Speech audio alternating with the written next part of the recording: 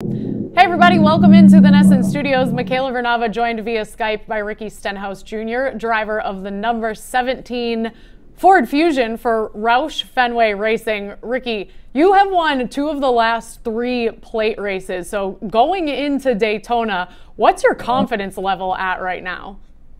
Our confidence level is really good. I think our team is prepared. We've built some, fast and all Fords to bring down here to Speed Weeks, and we qualified decent.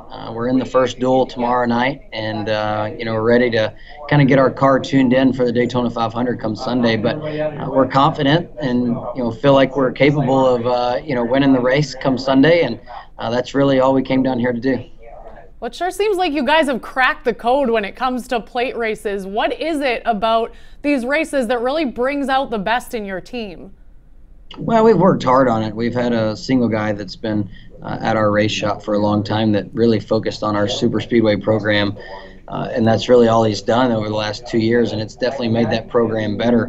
Now we need to kind of help all of our other areas, different racetracks, to kind of step up to that level of our super speedway cars are at. And so we're trying to make all aspects of our organization better, but that was just one area that's gotten better faster than others.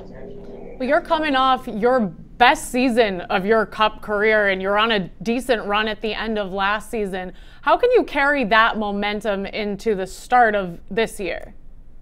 Yeah, the guys, in the shop are working really hard this off season, knowing that, we ended the season stronger than, really where we started the playoffs. We were struggling in the playoffs at the start of the playoffs, first 5 races, but our last 5 were on par with what felt like we were capable of doing, and so we ended the season with a little bit of momentum. Not winning the races, but definitely contending and running towards the front. And so they worked really hard this off season. The beginning of the season last year was good for us as well.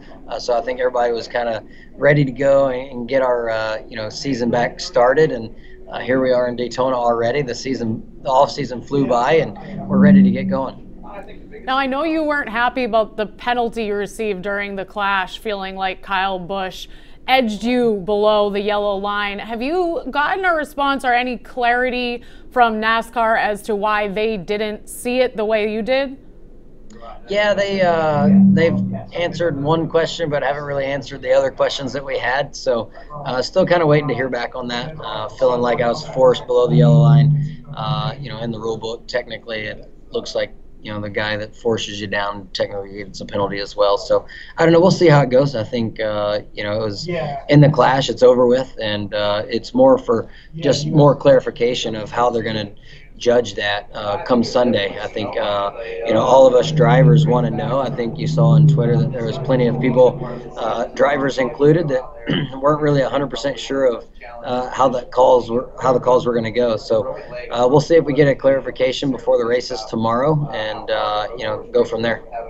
So what are the other questions you said that you still haven't had answered? Because as you've said, it's not about going back to the clash, it's about moving it forward. You want to have that clarification before you race again. Yeah, I mean, it's definitely a question that we need answered before, at least myself, so that if I'm in that position again, I can do something different, maybe make a different decision, and kind of go from there. But like I said, I'm sure we'll get that answer hopefully before tomorrow night's race. All right, Ricky. Well, thanks so much for your time. It's great talking with you, and best of luck. Thank you. Thanks for having us.